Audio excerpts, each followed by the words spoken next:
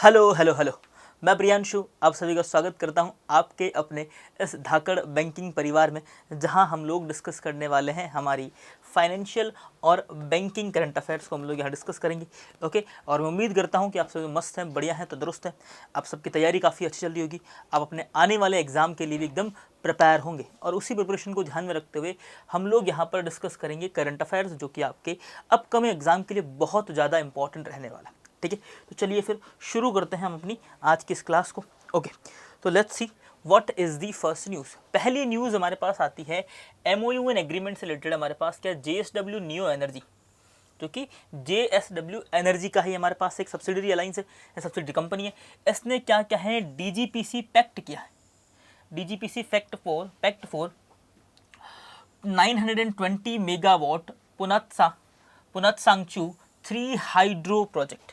अब सबसे पहले हमको ये पता होना चाहिए कि सर ये हाइड्रो प्रोजेक्ट है क्या, या फिर hydro power project. Hydro power project क्या है? तो हाइड्रो पावर प्रोजेक्ट की अगर हम लोग यहाँ बात करें तो इसका मतलब होता है हमारे पास जल से बनने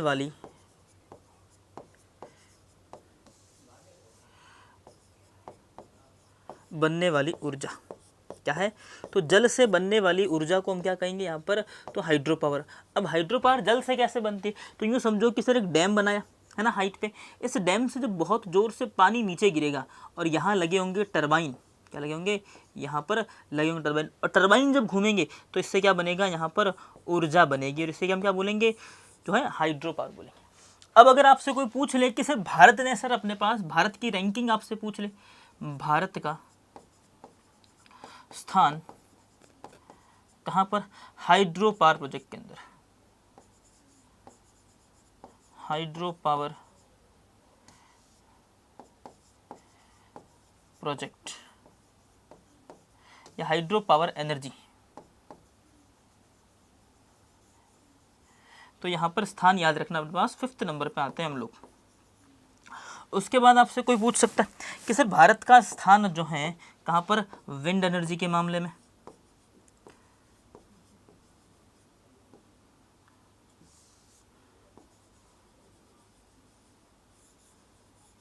तो यहाँ याद रखना 4th प्लेस पे आ जाएंगे हम लोग वर्ल्ड के अंदर। और लास्ट आप लोग याद रखना सोलर एनर्जी, तो यहाँ आ जाएगी 3rd रैंकिंग हमारी। ठीक है, ये 3 रैंकिंग आपको याद रखनी है कि हमने कौन कौन से स्थान के अंदर प्राप्त कर लिया।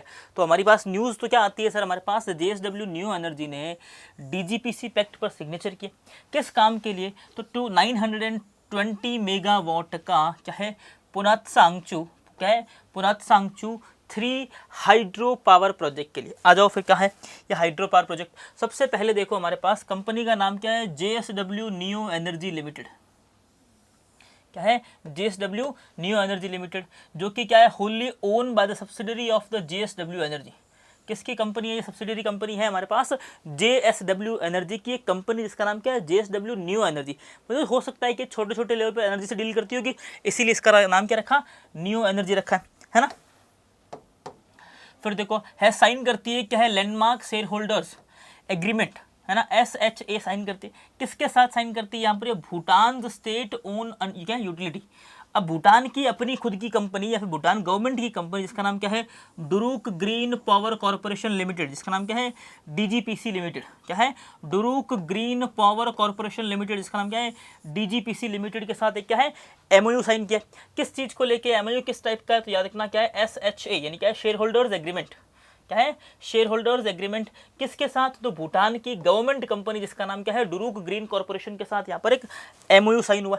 ठीक है, the pact was joint venture to develop the 920 megawatt, नाम क्या है इसका, पुनत्सांगचू, क्या है, पुनत्सांगचू 3 हाइड्रो इलेक्ट्रिक प्रोजेक्ट। क्या है, हाइड्रो इलेक्ट्रिक, मतलब जल से क्या करेंगे, ये ऊर्जा बनाएंगे। क्या बनाएंगे, जल से ऊर्जा, या फिर से बोलते हैं जल विद्युत ऊर्जा। क्या बोलेंगे, जल विद्युत ऊर्जा, विद्युत ऊर्जा। क्या है, जल विद्युत ऊर्जा की यहाँ पर बात करेंगे। ठीक है, तो यहाँ पर देखो, इन द इन द, कहाँ पर ये कहाँ लगेगा, यहाँ लगेगा वांगड्यू, कहाँ लगेगा वांगड्यू, यहाँ पर फेडरल डिस्ट्रिक्ट ऑफ भूटान। तो भूटान के अंदर एक जगह जिसका नाम क्या है वांगड्यू फोड्रंग, क्या है वांगड्यू फोड्रंग, यहाँ पर डिस्ट्रिक्ट के अंदर ये लगने वाला है। तो हमें क्या क्या देखना है, JSW नियो कंपनी किसकी अलायंस है यहाँ पर सब्सिडियरी कंपनी, तो JSW एनर्जी की कंपनी है। क्या कर रही है यहाँ पर DGPC के साथ, इसने DGPC के साथ यहाँ पर एक साइन किया है। किस टाइप का एग्रीमेंट है, तो शेयर होल्डर्स एग्रीमेंट, क्या है शेयर होल्डर्स एग्रीमेंट यहाँ पर इसने साइन किया है। क्या करने वाले हैं, तो 920 मेगावाट का यहाँ पर एक 920 मेगावाट का यहाँ पर क्या एक हाइड्रो पावर प्रोजेक्ट लगाने वाले, ठीक है। अब इसके अंदर याद रखना कहाँ होने वाला है, ये होने वाला है वांगड्यू फोड्रंग, क्या है वांगड्यू फोड्रंग के अंदर ये लगने वाला है।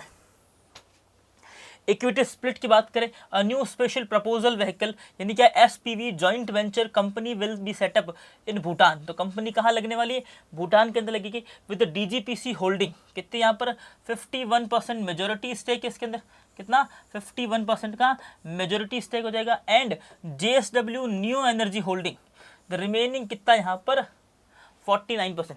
तो देखो यहाँ पर क्या है हमारे पास, DGPC की बात करें, DGPC के पास कितना इसका स्टेक है 51%, कितना स्टेक यहाँ पर 51% यहाँ पर स्टेक किसके पास, DGPC के पास। देन हम बात करें हमारे पास जो ना JSW जो new energy, JSW new energy, इसके पास कितना है, तो 49% का स्टेक इस कंपनी के पास में, ठीक है। कंपनी का ऑफिस कहाँ बनने वाला है, तो भूटान के अंदर बनेगा, कहाँ बनेगा भूटान, है ना, भूटान के अंदर बनने वाला है, इस बात को याद रखना। डन है। अच्छा इनिशियल इन्वेस्टमेंट की बात करें तो JSW energy will put an initial equity of the Bhutan, है ना, भूटान न्यू, है ना, भूटान न्यू कितने यहाँ पर बात करें, यहाँ पर 245 मिलियन अराउंड, अगर हम बात करें 24.5 करोड़ का इन्वेस्टमेंट करने वाली टू क्विक स्टार्ट, है ना, to quick start the project. तो इस प्रोजेक्ट को स्टार्ट करने के लिए हमारी जो भारतीय कंपनी, इसका नाम क्या है JSW है, JSW यहाँ पर क्या करने वाली है, लगभग 24 करोड़ या फिर भूटानियन रुपीज की बात करें यहाँ पर कितना 245 मिलियन रुपीज़ का यहाँ पर क्या है भूटानियन रुपी के अंदर यहाँ पर इन्वेस्टमेंट करने वाली। डन है, इस इन्वेस्टमेंट को अपने याद रखना पड़ेगा। आ जाओ फिर अब बात करते हैं भूटान की कैपिटल का नाम क्या है, तो भूटान की कैपिटल हो जाएगी थिम्फू, क्या है थिम्फू। फिर अपने पास देखो करेंसी की बात करें,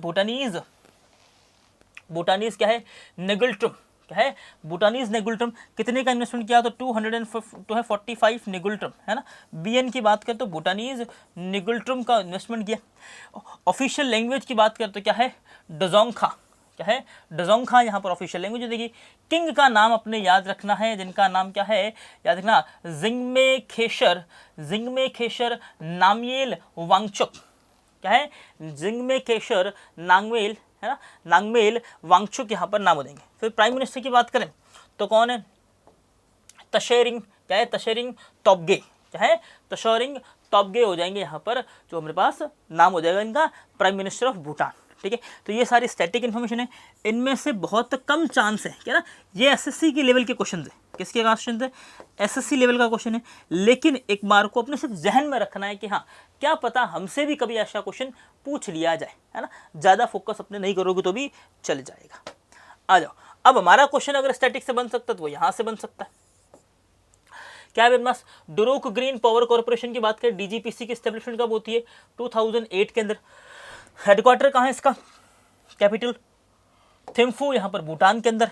ओनर कौन है, ड्यूक होल्डिंग एंड इन्वेस्टमेंट हो जाएंगे इसके ओनर। स्टेटस की बात करें क्या है, भूटान नेशनल पावर क्या है जनरेशन यूटिलिटी। तो जैसे हमारे पास NTPC है, NTPC के इक्विवेलेंट यहाँ पर याद रखो भूटान के अंदर ये काम करती है ना, भूटान की गवर्नमेंट कंपनी है पावर के लिए। अब बारी आती है यहाँ से क्वेश्चन पूछने का चांसेस आपके लिए बढ़ जाता है ना। क्या है भाई, अबाउट हम बात करें JSW एनर्जी की बात करें, एस्टेब्लिशमेंट कब होती है 1994 के अंदर। हेडक्वार्टर्स की बात करें तो कहाँ पर, मुंबई महाराष्ट्र इसका हेडक्वार्टर है। चेयरमैन कौन है, तो याद ना क्या है सज्जन जिंदल, कौन है जिंदल ग्रुप का जो है ना सज्जन जिंदल। और CEO एंड MD कौन हो जाएगी यहाँ पर, शरद महेंद्र,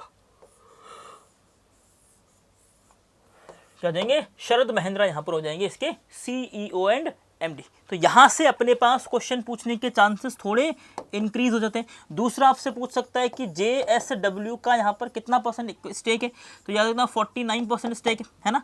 फिर DGCL है ना, DGCL की बात करें, है ना, तो इसका कितना है 51% का स्टेक यहाँ पर हो जाएगा। कितने मेगावाट का यहाँ पर प्रोजेक्ट लगने वाला है, तो 920 मेगावाट का यहाँ पर प्रोजेक्ट लगने वाला है।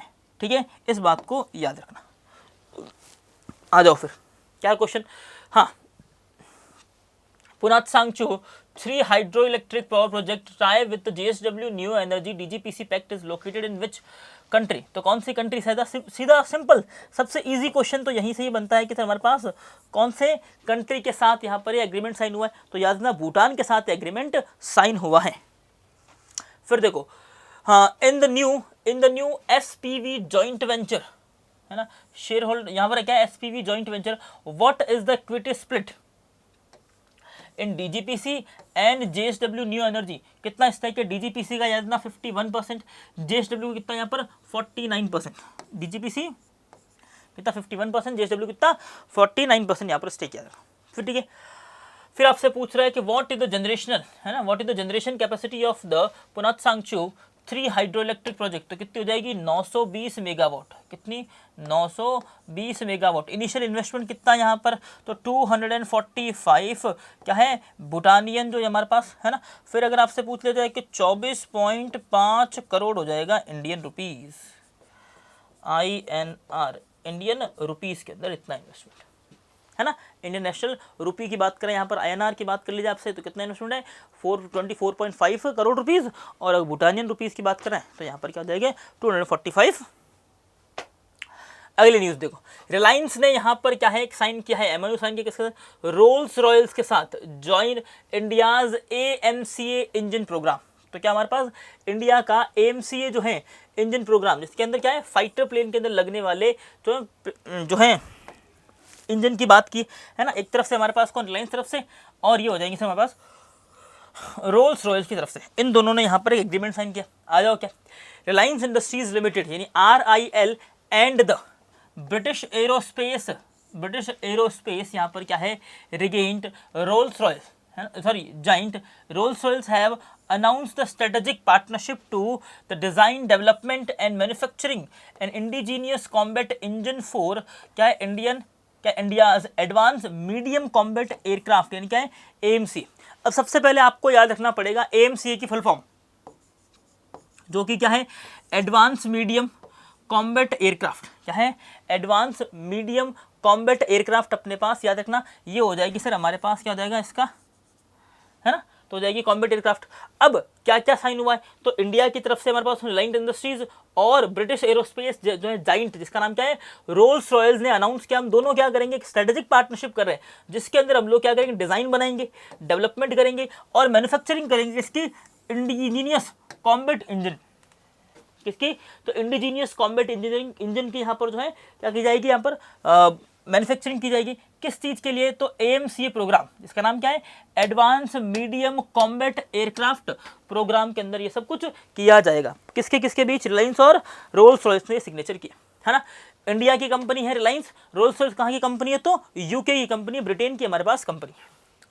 फिर देखो AMCA is India's ambitious project to build a 5th generation stealth fighter plane while the first prototype AMCA Mach 1 will use two US made GE F414 engine. तो जो हमारे पास पहला जो फाइटर प्लेन आने वाला है उसके अंदर इंजन कौन सा लगेगा, तो US का बना हुआ इंजन जिसका नाम क्या है GE F414 इंजन यहाँ पर लगाया जाएगा। द मोर एडवांस क्या है AMCA Mach 2 needs a much more powerful indigenous engine. इसके लिए यहाँ पर कौन कौन काम करेगा, Reliance and roles royal,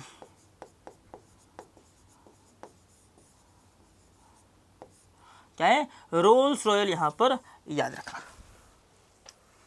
a new counter है ना, अ न्यू कॉन्टेंडर हाँ, जिसके हमारे पास RIL Rolls Royce did brings a strong private sector competitor to the existing proposal. Earlier French engine maker जिसका नाम क्या Safran was seen as the front runner क्या negotiating with the India's DRDO and Defense Research Organization development to को develop an engine. तो किसके साथ? पहले ये था कि जो फ्रांस की कंपनी, इसका नाम क्या है, सेफ्रन नाम है, सेफ्रन नाम की कंपनी और इंडिया की जो डीआरडीओ ये काम करने वाली, लेकिन फिर इसे यहाँ पर हटा दिया गया और फिर यहाँ पर कौन आया?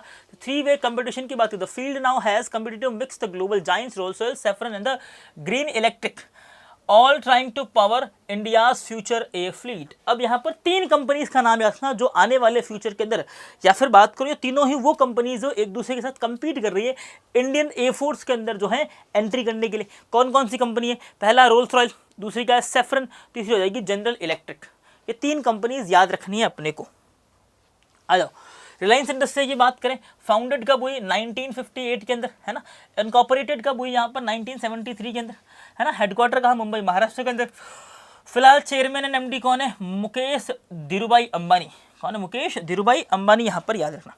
फिर देखो, रोल्स रॉयल की बात करें, फाउंडेड है यहाँ पर 1906 के अंदर कंपनी बनती है। हेडक्वार्टर कहाँ है इसका? लंदन, यूके के अंदर। सीईओ कौन है यहाँ पर?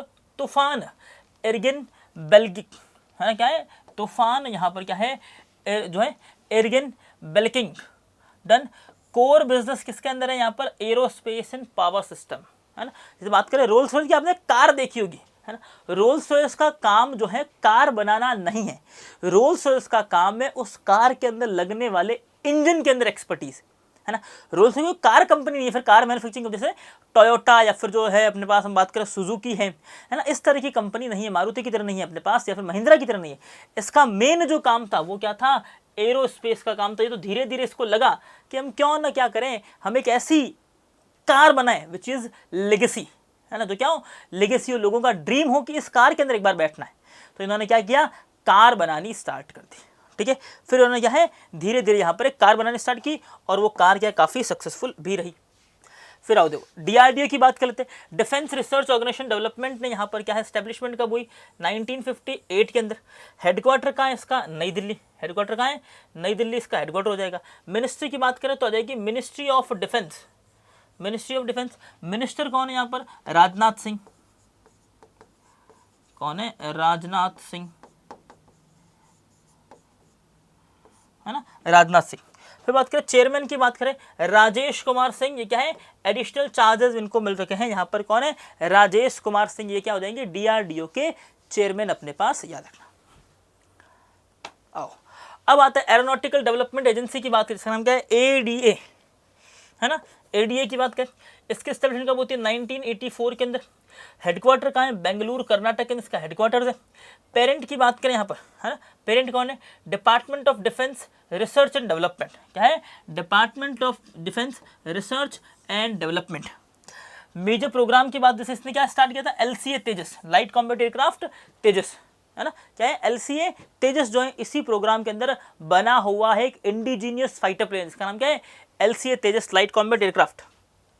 आ जाओ फिर, Reliance industries has partner with which company for India's AMCA combat engine programme, है ना। किसके साथ इन्होंने किया है? तो याद ना, रोल्स रॉयल्स के साथ इन्होंने क्या है एक एमओयू साइन किया है। किसके साथ? रोल्स रॉयल्स के साथ में। फिर the initial prototype of the AMCA यानी AMCA Mach 1 will be powered by which engine. कौन से इंजन की बात की है? तो यहाँ पर यूएस का GEF 414 इंजन। ये किसका है? यूएस का। यहाँ पर याद रखना किसका है? यूएस का हमारे पास इंजन क्या है? यूएसए का इंजन। देन अभी हमने क्या देखा? रोल्स रॉयल क्या है, कहाँ लग रहा है हमारे पास? तो याद रखना क्या है, ये जो लगेगा मैक 2 के अंदर जो है ना, एडवांस जो है 5th जनरेशन का लगेगा। फिर सेफ्रन का भी इंजन यहाँ पर लगने वाला था, है ना। कावेरी इंजन क्या है? तो कावेरी इंजन रॉकेट्स के अंदर लगने वाला है। कहाँ पर लगेगा? कावेरी इंजन लगेगा रॉकेट्स के अंदर लगने वाला है ना। तो ये भी अपने पास याद ना। और हमने थोड़े दिन पहले क्या कावेरी इंजन के बारे, थोड़ा दिन तो क्या होगा, साल 1.5 साल हो गया, हमने लगभग उस टाइम में हमने क्या है कावेरी इंजन का जो फाइनल जो है प्रोटोटाइप या कहूँ मैं फाइनलाइज हमने कर दिया था कावेरी इंजन। डन है। आओ, which French engine maker was earlier seen as क्या है फ्रंट रनर, क्या है front runner negotiating with DRDO to को डेवलप एन इंजन, है ना। अब देखो क्या लिखा हुआ है, फ्रेंच इंजन किसने बनाने के लिए बात की थी यहाँ पर? सेफ्रन ने। किसने बात की थी? सेफ्रन, जो कि एक फ्रेंच कंपनी, इसने यहाँ पर बात की थी। किसके लिए? पहले यहाँ से कंपनी ने बोला था कि एरोस्पेस के अंदर या फिर इंडियन एयरफोर्स के लिए हम लोग इंजन बनाएंगे, लेकिन हमने फिर बाद में क्या किया, हमने रोल्स रॉयस के साथ एक क्या है MOU पर सिग्नेचर कर ली। India become world's top ship recycling nation in 2025। आ जाओ फिर, बहुत अच्छी न्यूज़ है, नेशनल न्यूज़, जिससे भी आपके लिए यहाँ कभी कभी क्वेश्चंस पूछे जा सकते हैं। क्या है? इससे भी आपके लिए क्या है, क्वेश्चन पूछे जा सकते हैं। डन है। अब अपने पास याद रखना, इंडिया बिकेम वर्ल्ड्स क्या है leading ship recycling nation in 2025। Done है। 2025 के अंदर यहाँ पर लीडिंग जो है शिप रिसाइकलिंग के अंदर कंपनी बन चुकी है। डन। ओके, चलो। हाँ, इंडिया बिकेम द वर्ल्ड जो है leading ship recycling nation in 2025 with the global market sharing. यहाँ पर अब बात करें कि सर हमारे यहाँ गुजरात के अंदर है ना, एक जगह है अलंग, है ना, अलंग नाम की जगह है, जो कि इंडिया के अंदर सबसे बड़ा शिप रिसाइकलिंग जो है सेंटर है। इंडियाज बिगेस्ट शिप रिसाइकलिंग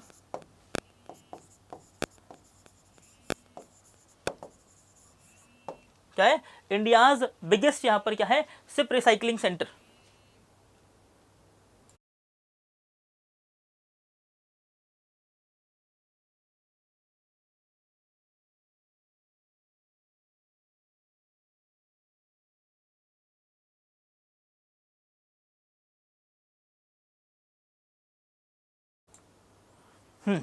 चलो, क्या है, जो कि इंडिया का सबसे बड़ा जो यहाँ पर क्या है शिप रिसाइकलिंग के लिए काम करता है। डन है। अब देखो यहाँ अगर हम लोग बात करें मार्केट शेयर की बात करें, कितना हो गया है? 30.1%। कितना हो चुका है? 30.1% हो चुका है इन 2024। फिर देखो 35। अब देखो कब था 30.1% कब था 2024 के अंदर, लेकिन अब कितना हो चुका है? अब हो चुका है 35.4 इन 2025। ठीक है, 2025 के अंदर कितना हो चुका है? ये 2025 के अंदर हो चुका है 35.4% हो चुका है, यानी इंक्रीमेंट देखने को मिला। 2024 के अंदर कितना था? सिर्फ 30, है ना, ऑलमोस्ट 30%। अब कितना हो गया है? तो 35%। 35% यहाँ पर इंक्रीमेंट है इस साल के अंदर। हाँ,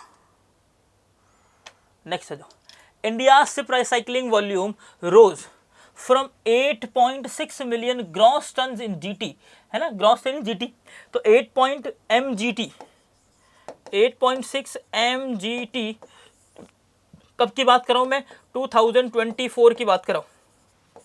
कब की? 2024 की। फिर अपने पास बात करें यहाँ पर कितना? 2.99 mgt कितना हो गया यहाँ पर? तो गया 2025 के अंदर, है ना, क्या हो गया यहाँ पर? 2025 के अंदर इतना हो चुका है इंक्रीज। आया, India hit the maritime division, sorry maritime India, है ना, India hit the maritime India vision, maritime India vision target 2030, target of becoming the world's top ship recycling nation 5 years ahead of schedule. हमने यहाँ पर क्या है schedule तो किया था कि हम क्या बन जाएंगे, 2030 तक हमारा टारगेट था कि हम क्या बन जाए, वर्ल्ड का सबसे बड़ी शिप रिसाइकलिंग जो है कंट्री बन के आए। ये बाय 2030 का टारगेट था, लेकिन हमने इसको बाय 2025-26 के अंदर ही इसको अचीव कर लिया, है ना। रिपोर्ट अभी आई है ना, रिपोर्ट जो है कब आई है? तो याद रखना अभी अगस्त 2026 के अंदर रिपोर्ट आई है। किस ईयर की हमारे पास? तो याद रखना ईयर हो जाएगा 2025 की रिपोर्ट निकल के आई है, और इसके बेस पर हमने क्या है, हमारा जो टारगेट था, है ना, टारगेट जो था हमारे पास बाय 2030, है ना, बाय 2030 इसको हमने अचीव कर लिया है। डन है। देखो क्या लिखा हुआ है, क्या है, सोसिया, The Alang Sosia Ship Recycling Cluster in Gujarat handle about 89% of India's ship recycling activity and has क्या yearly recycling capacity around कितने 6 million GT, 6 million GT यहाँ पर क्या हो जाएगा, ये इसकी कैपेसिटी है एक साल के अंदर 6 मिलियन टन यहाँ पर क्या 6 मिलियन ग्रॉस टन यहाँ पर क्या है ये रिसाइकलिंग कर लेती है। कितना 98% कौन हैंडल करता है? तो सिर्फ और सिर्फ अलंग सोसिया। पहले सिर्फ अलंग का नाम था, अब यहाँ पर साथ में अलंग के पास एक जगह इसका नाम क्या है सोसिया। उस रीजन को अंदर बोला गया है, उस रीजन को यहाँ पर इसने टेक ओवर कर लिया। डन है। चलो, इन 2025 India became the world's leading ship recycling nation. What was its global market share? है ना, लास्ट ईयर कितना यहाँ पर था? देखो लास्ट ईयर की बात करो तो ये हमने 2025 की बात की, और 2024 की बात करें तो कितना था? 30.1%, है ना। अब 30.4% तो कब हो गया? ये हो गया 2025 के अंदर। डन। अगला, the Alang Sosiya ship recycling cluster is located in which state? तो कौन से स्टेट के अंदर है? ये गुजरात के अंदर है। कहाँ है? गुजरात के अंदर। और ये 98% ऑफ रिसाइकलिंग, एंड यहाँ पर कितना 6 MGT 6 मिलियन ग्रॉस टन यहाँ पर क्या है ये हैंडल करता है। Done. India achieve the top recycling position under which vision and how far? तो यहां पर देखो सागरमाला है, बिल्कुल नहीं। मैरीटाइम विजन 2030 क्या है? मैरीटाइम विजन 2030 10 ईयर्स अहेड नहीं, 5 ईयर्स अहेड याद रखना, है ना। सागरमाला क्या है? तो याद रखना सी पोर्ट्स को कनेक्ट करना। क्या है? सी पोर्ट को आपस में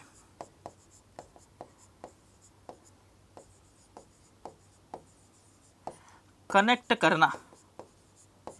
देखा, सी पोर्ट्स को क्या है आपस में यहाँ पर कनेक्ट करना, इसलिए यहाँ पर इसे अवेलेबल किया। फिर हम बात करें यहाँ पर ना, देखो मैरीटाइम इंडिया विजन ये भी नहीं, ये भी नहीं, है ना। बाकी अपने पास एक ही याद रखना, सागरमाला प्रोजेक्ट। आ जाओ फिर नेक्स्ट न्यूज हमारे पास क्या कहती है? हाँ, त्रिपुराज ड्रैगन क्या है? Tripura's dragon FPO send its first mustard honey shipment to Dubai. तो देखो यहाँ पर क्या है, त्रिपुरा की मस्टर्ड हनी क्या है? मस्टर्ड हनी। अब मस्टर्ड हनी का मतलब क्या है? यहाँ पर ये समझो कि जैसे यहाँ पर क्या लगा है, मस्टर्ड की हो रही है फार्मिंग, मस्टर्ड की फार्मिंग हो रही। अब इस मस्टर्ड फार्मिंग से बनने वाले हनी की पहली जो है, पहली खेप या फिर फर्स्ट टाइप का जो है क्या, फर्स्ट शिपमेंट जो है इन्होंने कहाँ भेज दिया है? दुबई भेज दिया। आओ देखो क्या है यहाँ पर देखते हैं। त्रिपुरा के ड्रैगन फार्मर, है ना, क्या है? त्रिपुरा के ड्रैगन फार्मर्स प्रोड्यूसर ऑर्गेनाइजेशन यानी FPO, farmers producer organisation FPO has exported the 1 metric ton of mustard honey to Dubai. तो पहली न्यूज तो हमारे पास कितना आती है? 1 मेट्रिक टन,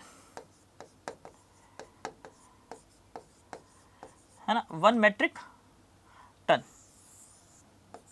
डन है। This is the very first international shipment of the mustard honey from the region. तो ये क्या है? पहला शिपमेंट गया है कहां पर? इस रीजन से, यानी त्रिपुरा रीजन से यहाँ पर पहला शिपमेंट जो कहां गया है इस टाइप की हनी का। देखो शिपमेंट पहला नहीं, फर्स्ट ऑफ ऑल तो याद रखना।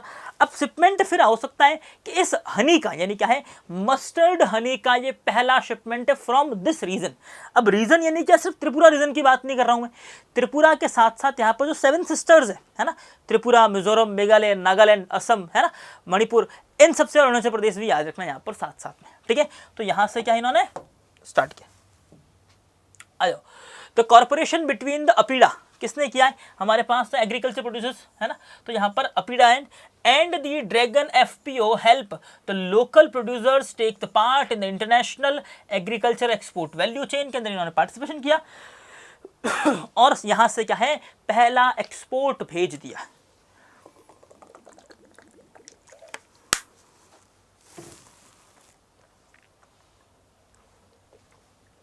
First ever mustard honey shipment from Tripura's Dragon FPO was exported to which क्या डेस्टिनेशन, कौन सा डेस्टिनेशन भेजा है? तो यहाँ पे दुबई के अंदर भेजा है। कहाँ भेजा है? दुबई के अंदर भेजा है। कितने टन का भेजा है एक्सपोर्ट? तो जितना 1 मिलियन मेट्रिक टन। कितना है? 1 मिलियन मेट्रिक टन का यहाँ पर भेज दिया। Which agency collaborated with the dragon FPO to enable this agriculture export? किसने यहाँ पर किया है? तो याद रखना अपीडा ने किया है। किसने किया है? अपीडा ने किया। अब देखो नाबार्ड ने यहाँ पर क्या स्टार्ट किया था? ग्रामोद्यम,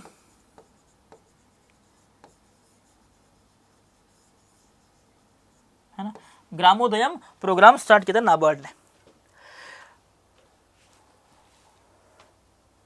ओके, फोटो नहीं है ना, देखो Indore gets India first virtual zoo. अगर आप देखो, ये तो क्या वर्चुअल जू है, वीडियो आप लोगों ने देखे होंगे शायद, आई थिंक। अब याद रखना कि फर्स्ट जो है इंडियाज फर्स्ट AI इनेबल क्या है, पक्षी अभ्यारण्य की बात करें या फिर बर्ड सेंचुरी, है ना, पक्षी अभ्यारण्य, ये कहाँ मिला है, थाने को, थाने महाराष्ट्र।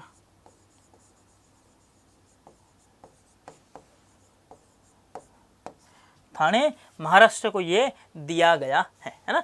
और पहला वर्चुअल जू कहाँ मिला है, तो याद रखना यहाँ पर। अब फिर आपसे अगर पूछ ले नाइट सफारी, है ना, नाइट सफारी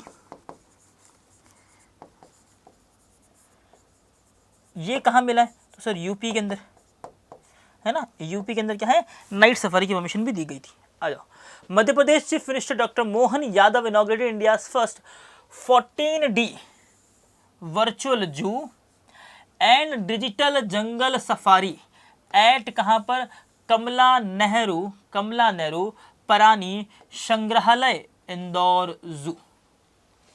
क्या है, इंदौर के अंदर ये क्या है, इंडिया का पहला 14D वर्चुअल, क्या है, 14D वर्चुअल जू जो है यहाँ पर इनॉग्रेट हुआ है ना। वर्चुअल जू इनॉग्रेट कर दिया, किसने किया है, तो याद रखना जो है सीएम कौन है यहाँ पर, जो है डॉक्टर मोहन यादव ने, है ना, डॉक्टर मोहन यादव ने इसे किया है। डन है। फिर देखो, इट वाज क्या है, developed under the public private partnership यानी PPP मॉडल। ये मैं आपको बहुत बार बता चुका हूँ PPP मॉडल क्या होता है। मॉडल वाज, है ना, model by the Indore municipal corporation IMC and spread across the 8000 square feet, कितना, 8000 square feet at the cost of 4.5 crore rupees. कितनी कॉस्ट लगी इस पे, 4.5 करोड़ रुपीस यहाँ पर कॉस्ट लगी। अब देखो ये क्या होता है सर, 14D सिनेमा थिएटर। वैसे एक्सपीरियंस काफी अच्छा होता है, बट ये ना ऐसा लगता है एकदम आपके यहाँ आके खड़ा है शेर, ऐसे यहाँ आके खड़ा है ना, ऐसा कुछ आपको फील होता है जब आप देखने जाते हैं, है ना। देखो, हाँ, has a high and waterproof sunscreen है, और यहाँ पर क्या है, इम्पोर्टेड, है ना, imported from the south Korea. It sinks on screen wild life footage with the 14 physical environmental effect, water spray, wind blast. फिर बात करें सिमुलेटेड फ्लॉग्स एंड रियल स्मेल्स, क्या है, फिर बात करें जो है बबल्स, स्नो, फिर बात करें सिंक्रोनाइज्ड जो है मोटर सीट्स। तो ये अपने पास वैसे किसी काम का नहीं है आपका, ये क्या है, डिस्क्रिप्शन है सिर्फ और सिर्फ आपके उस जू का। अगर आप लोग वहां जाओगे तो आपको इतनी सारी चीजें दिखाई देगी, है ना, अलग अलग 14 डायमेंशंस जो है यहाँ पर आपको दिखाई देने वाली है। डन है, हाँ, आ जाओ। तो digital jungle safari give the visitors at the 360 degree stimulation, क्या है, simulated wild life safari experience and lifting and get letting them to explore animals habitats and jungle settings virtually क्या है, without the limit of the traditional physical safari. वैसा यहाँ पर जिस तरीके से सरकारें काम कर रही है हमारी, है ना, जिस तरीके से सरकारें जिस तरीके से यहाँ पर काम कर रही है, जंगलों की सफाई कर रही है, जिससे हमने देखा काजीरंगा जो नेशनल पार्क है असम के अंदर, उसका जो इको सेंसिटिव जोन जो कि पहले 10 किलोमीटर हुआ करता था, उस इको सेंसिटिव जोन को सिर्फ 1 किलोमीटर कर दिया गया है ना। अभी अभी हम लोगों ने देखा है कि सर असम के अंदर क्या है, बाढ़ आई। उस बाढ़ की वजह से होता है कि जो काजीरंगा नेशनल पार्क का जो लोअर पार्ट है, जो नीचे का जो एरिया है, जैसे ही वहाँ पानी भरता है, इससे क्या होता है कि एनिमल जितने भी वो हायर पार्ट के अंदर जाके सिचुएट हो जाते हैं, तो उनके एक जगह से दूसरी जगह पर जाने के लिए कोई प्रॉब्लम्स नहीं आती। लेकिन अभी अभी असम गवर्नमेंट और इंडियन गवर्नमेंट ने हमारे पास एक नया प्रोजेक्ट स्टार्ट किया। उस प्रोजेक्ट के अंदर इस eco sensitive zone of the Kaziranga national park को कितना 10 किलोमीटर से छोटा करके कितना कर दिया, सिर्फ 1 किलोमीटर करने को आया। सबसे बड़ी दिक्कत तो होने वाली इससे कि हमारे जितने भी जो एनिमल्स है, अब जो वन हॉर्न राइनो जो कि फेमस है वहाँ पर, उसके लिए उसके हैबिटेशन के लिए प्रॉपर जगह नहीं बचेगी। अब एनिमल्स क्या करेंगे, उस इको सेंसिटिव जोन से बाहर आएंगे और वहाँ घूमेंगे फिरेंगे, जानवरों से क्या होगा, इंसानों को नुकसान होगा और इंसानों से जानवरों को नुकसान होगा। ये सारी चीज़ें यहाँ पर आने वाले टाइम में देखने को मिल सकती है। तो इसीलिए सरकारें सोच रही कि आने वाले टाइम में हम जब जंगल खत्म कर देंगे, जल, जगन और जमीन, ये तीनों ही चीज़ें खत्म हो जाएगी, तो क्या बचेगा, तो यही वर्चुअल सफारीज बचेगी, जहाँ पर आप 2 घंटे 3 घंटे जितनी देर चाहो उतनी देर जंगल के अंदर रह सकते हो, तो फील कर सकते हो ओहो ऐसा जंगल हुआ करते थे, है ना। इससे ज़्यादा कुछ नहीं। डन है, आ जाओ फिर। 3D demo theatres and the jungle safari on the क्या है, इमर्सिव, क्या है, और इमर्सिव वाइल्ड क्या है, wild field coverage, demo screen, है ना। ये सब यहाँ पर क्या है, जंगल सफारी के फीचर्स रहने वाले हैं। आ जाओ फिर मध्य प्रदेश की बात करते हैं। फाउंडेशन डे कब है, 1 नवंबर 1956 के अंदर। कैपिटल क्या है, भोपाल। और यादना चीफ मिनिस्टर क्या है, मोहन यादव। गवर्नर कौन है, मंगूभाई छगनभाई पटेल। मंगूभाई छगनभाई पटेल यहाँ हो जाएंगे सर, यहाँ के कौन जो है, गवर्नर। अब आओ इंदौर जू की बात करें, ऑफिशियल नेम क्या है, कमला नेहरू प्रणि, कमला नेहरू प्रणि क्या है, संग्रहालय, क्या है, प्रणि संग्रहालय। स्टेब्लिशमेंट कब होती है इसकी, 1974 के अंदर। लोकेशन क्या है, नवलखा इंदौर, है ना। ओनर या मैनेजर कौन है इसके, इंदौर म्युनिसिपल कॉर्पोरेशन, क्या है, इंदौर म्युनिसिपल कॉर्पोरेशन हो जाएंगे सर यहाँ के ओनर। आ जाओ सेंट्रल जू अथॉरिटी की बात करें, है ना, शॉर्ट नेम क्या है, SZA यानी CZA, सॉरी CZA। स्टेब्लिशमेंट कब होती है, 1992 के अंदर। हेडक्वार्टर कहाँ है, नई दिल्ली के अंदर। मिनिस्ट्री हो जाएगी environment and forest climate change. Minister कौन है, भूपेंद्र यादव, भूपेंद्र यादव, है ना, भूपेंद्र यादव। डन है, आ जाओ। इंडियाज फर्स्ट जो है 14D virtual zoo and digital jungle safari was inaugurated eight विच जू, कहाँ हो जाएगा, कमला नेहरू प्राणी जो है संग्रहालय इंदौर के अंदर। फिर the waterproof sunscreen used in to 14D cinema theatre at Indore virtual zoo was imported from which country, तो कौन सी कंट्री से आया यहाँ पर, साउथ कोरिया से लेके आए हैं। फिर under which model at the watch cost, है ना, तो यहाँ पर देखो PPP मॉडल, है ना, PPP मॉडल, और 4.5 करोड़ के अंदर ये बन के तैयार हुआ है। ठीक है, PPP मॉडल नहीं, पब्लिक प्राइवेट पार्टनरशिप के तहत इसको यहाँ पर बनाया गया है और ये तैयार है फिलहाल। आ जाओ, इंडिया ने इस बार सेलिब्रेट किया भाई अपना कौन सा 80th क्या है, स्वतंत्रता दिवस। और इस 80th स्वतंत्रता दिवस की जो है कुछ खास बातें जो आप लोगों को याद होनी चाहिए या फिर पता होना चाहिए कि भारत को आज़ाद हुए, है ना, भारत को आज़ाद हुए कितने 80 साल बीत चुके हैं। कितने, हमने 80 साल बिता दिए हैं, 79 ईयर्स कंप्लीट हो चुके हैं और 80वां साल यहाँ पर कंटिन्यू है ना। और हम इस बार कौन सा 80वां स्वतंत्रता दिवस मना रहे हैं। डन, आज ऑफिस के अंदर बात करते हैं प्राइम मिनिस्टर ने क्या क्या बातें बोली हैं, वो यहाँ पर हम लोग डिस्कस कर लेते हैं क्योंकि यहाँ से आपके लिए क्वेश्चन बनना कन्फर्म है ना। आ जाओ फिर क्या है, प्राइम मिनिस्टर मोदी की बात, नरेंद्र मोदी ने एड्रेस किया है the nation and give the 30th यहाँ पर क्या है, street light independence day speech, है ना, becoming the second India's PM after Pandit Jawaharlal Nehru who delivered 17 क्या है डे एड्रेसेस इन अ रो। अब देखो, या तो कौन थे, प्रधानमंत्री नेहरू जी, है ना, जिन्होंने कंटिन्यू 17 बार क्या है इस देश को क्या है संबोधित किया, है ना, कहां से, तो यहां पर क्या है, तो क्या लगातार प्रधानमंत्री नरेंद्र मोदी ने कितने यहाँ पर 13 बार संबोधित किया, और प्रधानमंत्री कौन, जवाहरलाल नेहरू, जिन्होंने किसको 17 बार क्या है यहाँ पर क्या है स्वतंत्रता दिवस पर भाषण दिया। 17 कैसे, तो 47 से लेके 64 के बीच कितने हो गए, 17 बार जो है नेहरू जी ने भाषण दिया। लेकिन ये न्यूज़ अब तक नहीं पहुंची होगी, क्यों नहीं पहुंची, पता नहीं क्यों नहीं पहुंची। जब यहाँ पर 4000 दिन पूरे किए तब तो ये न्यूज़ पहुंची थी हमारे पास, है ना। डन, आ जाओ, है ना। तो याद रखना क्या है, प्रधानमंत्री नरेंद्र मोदी कितनी बार, 13 बार, और जवाहरलाल नेहरू जी ने 17 बार। This year India's independence day had the 2 theme, जैसे मार्किंग क्या है, 150 years of the national song Vande Mataram, और यह है युवा शक्ति लीडिंग द जर्नी द विकसित भारत @ 2047, है ना। अब देखो, वंदे भारत के वंदे मातरम के बारे में कुछ मैं आपको बता देता हूँ, है ना। वंदे मातरम,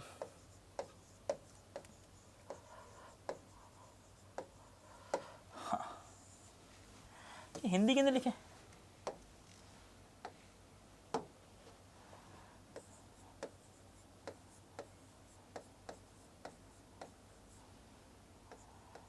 वंदे मातरम। आ जाओ, वंदे मातरम की बात करें तो लिखा कब गया था, तो याद रखना 1875 में लिखा था, है ना। फिर अपने पास याद रखना 1882 के अंदर इससे क्या है प्रकाशित किया, पब्लिश किया।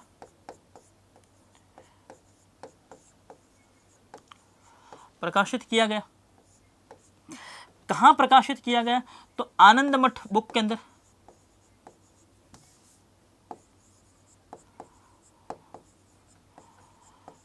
आनंद मठ जो है क्या है उपन्यास, कहाँ आनंद मठ उपन्यास के अंदर यहाँ पर क्या इसे प्रकाशित किया गया था।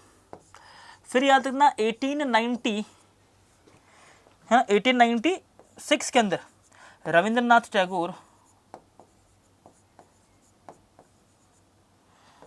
टैगोर ने कोलकाता अधिवेशन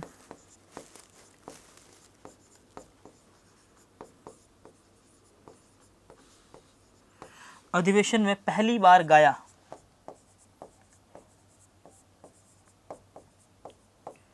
अब आपको लग रहा होगा कि सर ये जो है लय और ताल के साथ, लय और संगीत के साथ,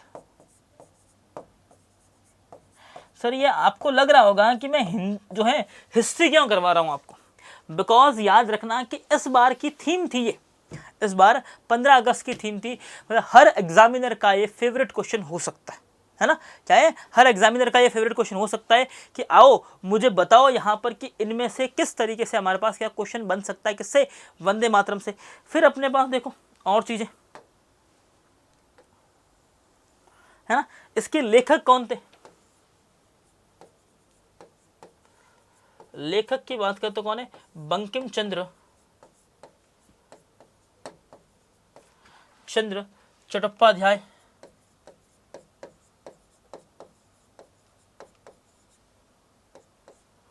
बंकिम चंद्र चट्टोपाध्याय, या फिर हमने याद किया चटर्जी, क्या है बंकिम चंद्र चटर्जी अपने पास याद रखोगे, ठीक है। इस तरीके से फिर इसको जो है राष्ट्रगीत का दर्जा, राष्ट्रगीत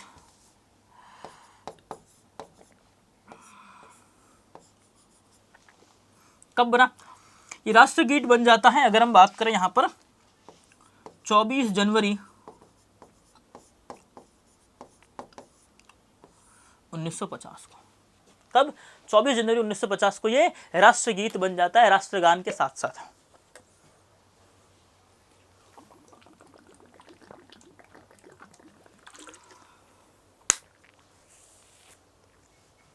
डन है, आ जाओ नेक्स्ट देखो, the Garuda, the guard of honour, the guard of honour जो है contingent for the PM had 1 officer and 24 defence personnel each from the Indian army, यानी इंडियन एयरफोर्स एंड इंडियन जो दिल्ली पुलिस के साथ यहाँ पर काम करने वाले इन सब ने क्या है कंटिजेंट गार्ड ऑफ ऑनर किया मोदी जी का।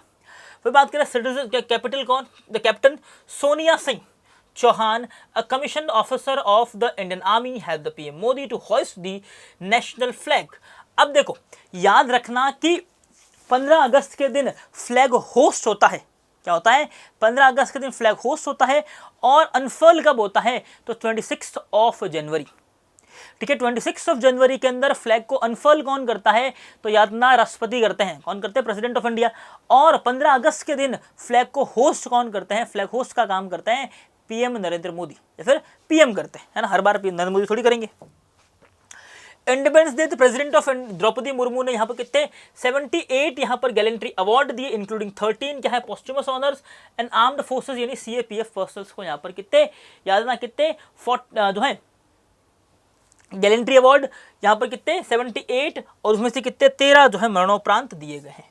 गैलेंट्री अवार्ड देखो कौन कौन से, तो देखो यहाँ पर कितने 9 जो है कीर्ति चक्र दिए गए, कितने 9 कीर्ति चक्र, 19 शौर्य चक्र, इसमें से एक क्या है मरणोपरांत, 5 बार से क्या है सेना मेडल, गैलेंट्री अवार्ड कितने 36 यहाँ पर क्या है सेना मेडल्स दिए, इंक्लूडिंग 5 पॉस्टुमस, 3 यहाँ पर क्या है नौसेना मेडल गैलेंट्री के लिए, 5 वायुसेना मेडल गैलेंट्री के लिए, और 1 है ना 1 बार टू दी एक बार क्या दिया है, सौर चक्र दिया है, क्या है एक यहाँ पर क्या है सौर चक्र भी दिया है। आ जाओ फिर देखते हैं 15 अगस्त है ना, नरेंद्र मोदी डिलीवर्ड करते हैं अपने पास कॉन्जिक्यूटिव कौन सा, तो 30th टाइम, कितने 30th टाइम का ये मेडल यहाँ पर, ये सर ऑनर। देखो one of the dual theme of the 2026 day mark the how many years of the national song, कितने साल 150 ईयर्स। कब लिखा गया था, तो 7 नवंबर 1975 के अंदर लिखा गया था, 1975 में लिखा गया था, ठीक है। चलो हाउ मेनी गैलेंट्री अवार्डेड, तो याद रखना 78 गैलेंट्री अवार्ड याद रखना।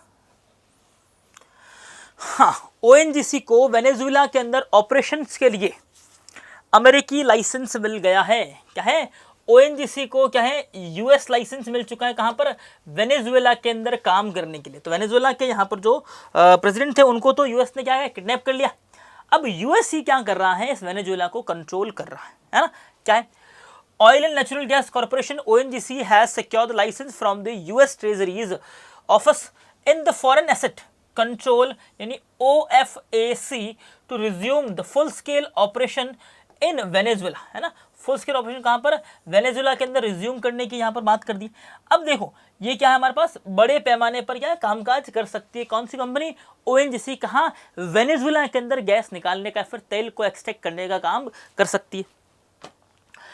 फिर देखो द इंपॉर्टेंट वेवियर्स की बात करें, लेट्स ओएनजीसी यानी ओवरसीज इन्वेस्टमेंट आर्म यानी ओएनजीसी विदेश लिमिटेड, है ना, ओएनजीसी विदेश लिमिटेड या फिर ओवीएल बाईपास करती है किसको, एक long standing US sanction that had boldly limited, है ना, boldly limited its ability to operate in invest in the South African nation.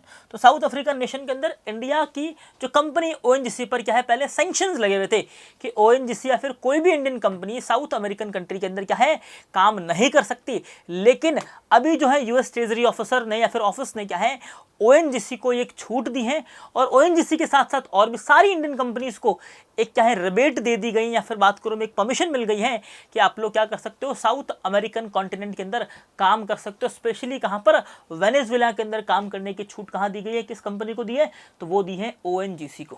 किसको दी है, ओएनजीसी को यहां पर छूट दी, ठीक है। फिर देखो फुल फॉर्म की बात करें तो क्या है, ओएनजीसी की बात करें oil and natural gas corporation, है ना। एस्टेब्लिशमेंट की बात करो तो 40 अगस्त 1956 के अंदर।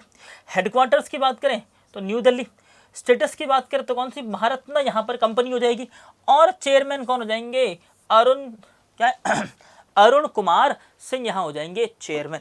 कौन हो जाएंगे, Arun Kumar Singh will be the chairman of ONGC. आओ इनकॉर्पोरेटेड कब होती है, 5 मार्च 1965 के अंदर, है ना। फिर हेडक्वार्टर कहाँ है, न्यू दिल्ली के अंदर। पेरेंट कौन है इसकी, ओएनजीसी। ओएनजीसी विदेश की बात कर रहा हूँ मैं यहाँ पर, ठीक है। मैनेजिंग डायरेक्टर कौन है, तो याद रखना कौन है, राजश्री गुप्ता। फिर आते वेनेजुएला की बात कर लेते, कैपिटल क्या है जो है काराकास कैपिटल हो जाएगी। वेनेजुएला के अंदर क्या कैपिटल क्या हो जाएगी, वेनेजुएलियन क्या है बोलीवार। ऑफिशियल लैंग्वेज क्या, स्पेनिश। और यहाँ पर क्या है कॉन्टिनेंट कौन सा जाएगा, साउथ अमेरिकन कॉन्टिनेंट, है ना। देखो ऊपर क्या है नॉर्थ अमेरिकन कॉन्टिनेंट और नीचे की यहाँ पर क्या है साउथ अमेरिकन कॉन्टिनेंट, SANNA। यहाँ क्या है यूरोप, है ना, यहाँ अफ्रीका, यहाँ एशिया और यहाँ पर क्या है ऑस्ट्रेलिया, ठीक है। यही कॉन्टिनेंट। और एक हो जाएगा यहाँ पर अंटार्कटिका जिसे हम लोग बोलते हैं नो मैन्स लैंड। आ जाओ फिर देखो office of the foreign asset control की बात करें, हेडक्वार्टर कहाँ है इसका, वाशिंगटन डीसी के अंदर। पेरेंट कंपनी की बात करें, है ना, पेरेंट कौन है, US department of the treasury. और प्रोसीडर्स फॉर्मल की बात करें 1940 के अंदर ये डिपार्टमेंट स्टार्ट होता है। आ जाओ फिर अब देख लेते कुछ question. Which US agency granted ONGC the licence to resume full scale operations in Venezuela, है ना। तो यूएस डिपार्टमेंट ऑफ एनर्जी, है ना, DEO या फिर office of the foreign asset. तो किसने दिया है, तो यूएस डिपार्टमेंट एनर्जी ने, नहीं। ऑफिस ऑफ फॉरेन एसेट ने भी नहीं दिया। यूएस इंटरनेशनल ट्रेड कमीशन, नहीं। इंडस्ट्रियल सिक्योरिटी, यहाँ पर देखो डिपार्टमेंट एनर्जी नहीं किया, department of the foreign asset control ये, है ना। तो अपने पास office of the foreign asset control नहीं है पर परमिशन दे दी। The licence effectively benefit in the which overseas arm of the ONGC, तो ओएनजीसी विदेश लिमिटेड, कौन सी कंपनी, ओएनजीसी विदेश लिमिटेड को ये परमिशन मिल गई। फिर देखो Caracas is the capital of the Venezuela which line, है ना, कौन से कॉन्टिनेंट के अंदर है, तो साउथ अमेरिकन कॉन्टिनेंट के अंदर। सेंट्रल अमेरिकन नाम का कोई कॉन्टिनेंट नहीं है, नॉर्थ अमेरिकन है, अफ्रीकन है और यूरोपियन कॉन्टिनेंट भी है। आ जाओ, सूर्यपथ तिरंगे ने ग्लोबल तिरंगे रिले पूरी की है। सूर्यपथ तिरंगा ने ग्लोबल तिरंगा रिले को पूरा किया है। Suryapath Tiranga complete the global tricolour relay. आ जाओ, क्या है फिर ग्लोबल ट्राई कलर रिले की बात कर लेते हैं। आ जाओ, 15 अगस्त 2026 द सूर्यपथ तिरंगा global relay successful finish it's historic journey marking India's 80th independence day with a synchronized chain of the flag hoisting ceremony across the globe। तो यहाँ पर क्या है, इसने इस ऐतिहासिक रिले के अंदर क्या है कि विश्व के अंदर बहुत सारी जगह ऐसी थी जहाँ पर क्या है तिरंगे को होस्ट किया गया था, तिरंगा फहराया और कार्यक्रम के अंदर कार्यक्रम किए गए। As a flagship initiative under the Har Ghar Tiranga 2026 campaign the relay, है ना, the relay follow the path of the rising sun and creating a, कौन सी बात करें, the garland of flag that connect India's diaspora across 54 countries in the multiple time zones. तो यहाँ पर क्या है, इंडिया का जितना भी डायस्पोरा इंडियन लोग ऑलमोस्ट 54 कंट्रीज के अंदर रहते हैं और वहाँ पर क्या है फ्लैग होस्टिंग की गई थी। ठीक है, इसीलिए यहाँ पर इसे याद रखना, हर घर तिरंगा कैंपेन भी याद रखना। ये क्या यात्रा की बात करें, द जर्नी की बात करें, फ्रॉम कहाँ पर, Suva to San Francisco. Relay was planned so that the Indian tricolor was hoisted in the continuous sequence from the first कहाँ sunrise in the east to the final sunset in the west, है ना। अब देखो यहाँ पर हम मानते हैं सर ये हमारी क्या है टाइम जोन, है ना। इस टाइम जोन के जैसे यहाँ पर सन आया तो यहाँ लग गई 15 अगस्त। अब 15 अगस्त से स्टार्ट होते होते घूम के कहाँ पर आ गए, वापस इस टाइम जोन के यहाँ आए। तब यहाँ से यहाँ सन आएगा तो क्या हो जाएगी 16 अगस्त पर। यहाँ तक क्या है, हमने फ्लैग होस्टिंग की है 15 अगस्त के अंदर। ठीक है, इट इज कॉल्ड रिले। तो स्टार्टिंग पॉइंट क्या था हमारे पास, इंडियन टाइम के अकॉर्डिंग रात के 1:30 बजे। कहाँ पर, तो सुआ फिजी, जहाँ पर क्या है पहली बार इंडियन हाई कमिश्नर के दरवाजे पर क्या लगाया गया था, फ्लैग होस्ट किया गया। ठीक है, सुआ या फिर हम बात कर सकते हैं फिजी के अंदर ये किया गया था कि यहाँ पर क्या है रात के हमारे यहाँ कितने बजे थे, 1:30 बज रहे थे। ठीक है, रोड क्या मूविंग वेस्टवर्ड यहाँ पर धीरे धीरे। तो रिले कहाँ पर, मेजर हब्स की बात करें including New Zealand, Australia, Japan, China, Singapore, UAE, then it went to the Africa, Europe including London, है ना। फिर हम लोग बात करें अक्रॉस क्या अटलांटिक एंड अमेरिकाज, सब तक ये धीरे धीरे पहुंच चुका था, है ना। फिर क्या है द ग्रैंड फील्ड की बात करें, ग्रैंड फाइनल की बात करें तो marathon in 19 hours event ended at the 8:30 PM Indian Standard Time at the concluded the general of the India's in the San Francisco USA। Final कहाँ होता है, सैन फ्रांसिस्को यूएसए के अंदर इसका क्या है फाइनल स्टेट पे ये पहुंच जाता है। डन। आ जाओ, the key theme and significance की बात करें तो 150 ईयर्स ऑफ वंदे मातरम, तो हमने ये देख चुके हैं हम लोग, है ना। आगे बढ़ते हैं सीधा इस क्वेश्चन से आगे। डिजिटल बात करें तो external affair ministry of the culture ने यहाँ पर क्या digital relay mission posted the images on the ceremony online and tag the next mission is to west building the virtual chain of the nation's pride. ये अपने पास इतना ज़्यादा काम का नहीं है। आते हैं फिजी की बात करें, फिजी कैपिटल कहाँ, सुआ के अंदर। क्या है बात करें तो Fijian dollar, English Fijian, Fiji Hindi, ये लैंग्वेजेस चलते हैं। और क्या हमारे पास रीजन क्या है, ओसेनिया यहाँ पर रीजन हो जाएगा।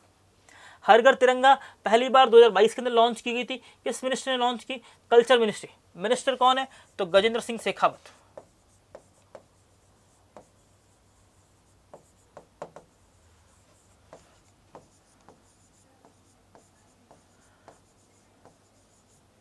क्या है, गजेंद्र सिंह शेखावत, है ना।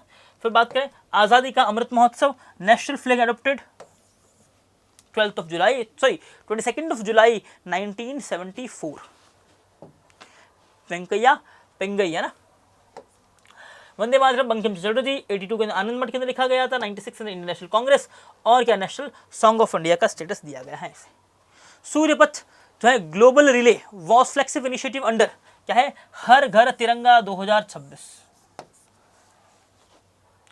The relay begin and end at the which 2 cities respectively, कौन सी है, तो याद रखना, देखो फिजी है ना, फिजी के अंदर यहाँ स्टार्ट होती है और सैन फ्रांसिस्को के अंदर एंड हो जाती है। The 2026 relay specifically marked the how many years of the national song? 150 years.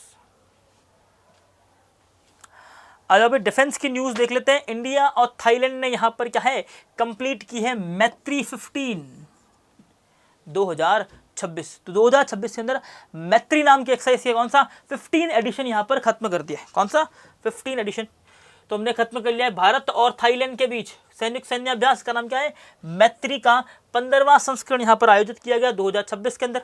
ठीक है, इंडिया थाईलैंड टाइप कौन सा है, आर्मी के अंदर जो है इंडियन आर्मी और थाईलैंड आर्मी के यहाँ पर लोग आए थे। लोकेशन क्या है, विभावड़ी क्या है, विभावड़ी रंगस्ट कैंप कहाँ पर है, सूरत थानी थाईलैंड है ना, सूरत थानी थाईलैंड। लास्ट एडिशन कहाँ होता है, अमरोई मेघालय के अंदर। फर्स्ट एडिशन होता है 2026 के अंदर। मैत्री की बात करें किन किन देशों के बीच होती है, इंडिया और थाईलैंड के बीच है ना। वेयर वॉज द मैत्री का यहाँ पर कौन सा 26 का, तो याद में क्या है, विभावड़ी रंगस्ट क्या है, रंगस्ट कैंप क्या है, सूरत थानी थाईलैंड। सूरत गुजरात वाला नहीं है, याद रखना। पहला एडिशन कब हुआ था, तो 2006 के अंदर। ठीक है, पहला एडिशन कब हुआ, 2006 के अंदर, याद रखना। आ जाओ फिर नेक्स्ट न्यूज जो कि इंपॉर्टेंट रहने वाली है आपके लिए। भारतीय सेना के प्रमुख धीरज सेठ को नेपाल के मानद जनरल का पद दिया गया। और ये ना नेपालीज आर्मी और हमारी इंडियन आर्मी दोनों क्या करती हैं, ये अपने अपने आर्मी चीफ को क्या है, एक honorary chief of the army की पोस्ट देती रहती है टाइम टू टाइम। ठीक है, honorary chief of the post. अब यहां पर क्या धीरज सेठ को क्या मिल चुका है, नेपाल के ऑनररी जो है जनरल बन चुके हैं धीरज सेठ। आओ कब मिला है, 17 अगस्त 2026 को ये पद मिल चुका है। बस इतना ही आप लोग याद रखोगे तो बहुत होगा। किसने दिया है, तो राष्ट्रपति कौन है, रामचंद्र पौडेल ने दिया। किसने दिया, रामचंद्र पौडेल ने दिया। इंडिया नेपाल है फॉलोड क्या है, हाँ, reciprocal practice of the giving each other's army chief in the honorary rank since 1950। तो 1950 के बाद ये दोनों कंटिन्यू चल रहा है ये काम। इंडियन आर्मी ने जनरल चीफ धीरज सेठ हैज कन्फर्ड क्या है, the honorary rank of which country, तो जाएगा नेपाल है ना। देखो तो किसने दिया है, तो नेपाल प्रेसिडेंट कौन है यहाँ पर, रामचंद्र पौडेल ने। सिंस कौन से साल से दी जा रही है यहाँ पर, 1950 से ये प्रैक्टिस कंटिन्यू चली आ रही है। आ जाओ भाई, इन स्पेस ने यहां पर अप्रूव कर दिया है इंडिया फर्स्ट फुली कमर्शियल अर्थ ऑब्जर्वेशन सैटेलाइट कंसल्टेशन है ना, कंसलेशन की यहां पर बात। अब देखो अब किसने किया है, इन स्पेस नाम की कंपनी है, इसने अप्रूवल दे दिया इंडिया की पहली यहां पर फुल जो है। आ जाओ क्या है, तो मेन तो अपने पास देखो Indian national space promotion and authorisation centre, जिसका नाम क्या है, इन स्पेस ने ऑफिशियली यहां पर साइन किया agreement with the private consortium named allied orbit private limited to deploy India first and fully commercial indigenous earth observation satellite, यानी क्या है, EOS क्या है, कंस्टलेशन क्या है, कंस्टलेशन मतलब ग्रुप ऑफ सैटेलाइट्स क्या है, ग्रुप ऑफ सैटेलाइट्स को यहां पर ऑफिशियली लॉन्च करने की परमिशन मिल चुकी है। डन। The consortium के बाद the project is led by the Bengaluru based space startup जिसका नाम क्या, Pixel Space India। Its strategic partnership with including the Dhruv Space, फिर क्या है, Parasite Space and क्या है, Satshore क्या, Satshore Analytical India। तो कौन कौन सी कंपनीज हैं आपको याद रखना। देखो कंपनीज के नाम वापस सुनो, बेंगलोर बेस यहाँ पर क्या है, pixel space India. Strategic partnership हो जाएंगे यहाँ पर क्या, ध्रुव स्पेस, फिर क्या है, पेरसाइट स्पेस एंड हो जाएगी सत्श्योर एनालिटिक्स इंडिया। ये सारी कंपनीज मिलकर ये सब काम कर रही है। फिर कंसल्ट जो है कंस्टलेशन साइज की बात करें and timeline, the plan to build the launch and operation network of the 12 state of the art यानी EO satellite whole constellation is set to became fully operational by 2090। कब से हो जाएगा ये ऑपरेशन, 2090 से ये ऑपरेशनलाइज हो जाएगा कंस्टलेशन। कंस्टलेशन का मतलब होता है ग्रुप ऑफ सैटेलाइट्स है ना, एक साथ बहुत सारी सैटेलाइट्स को भेजना। आ जाओ इन स्पेस की बात करते हैं, Indian national space promotion and authorisation centre establishment होती है इसकी 2020 के अंदर 24 जून को। हेडक्वार्टर कहां पर है? अहमदाबाद गुजरात के अंदर। पेरेंट कंपनी हो जाएगी डिपार्टमेंट ऑफ स्पेस, चेयरमैन हो जाएंगे डॉक्टर पवन कुमार जियोनका, है पवन कुमार जियोनका। इसरो भी यहां पर इंक्लूड होगा। तो national Indian space research organisation establish कब होता है? 15 अगस्त 1969 को। हेडक्वार्टर की बात करते हैं बेंगलुरु कर्नाटका के अंदर। पेरेंट कंपनी कौन हो जाएगी यहां पर? डिपार्टमेंट ऑफ स्टेट, चेयरमैन हो जाएंगे डॉक्टर वी नारायणन, है ना।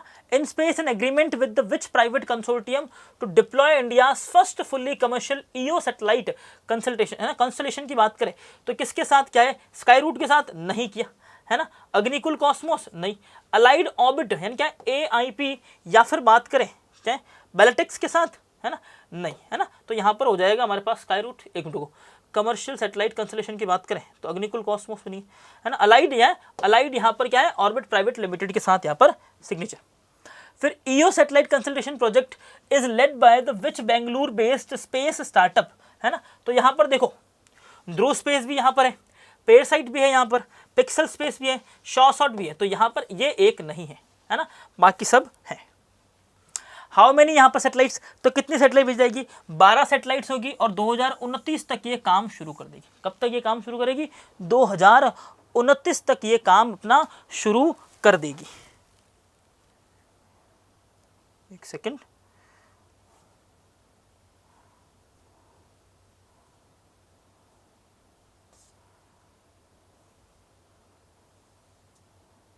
ओके चलो। हाँ, तो आज की इस क्लास के अंदर हम लोग यहीं पे रुकते हैं और बाकी जो हमारे पास बचा है उसे हम लोग हमारी नेक्स्ट क्लास के अंदर कंटिन्यू करेंगे। डन?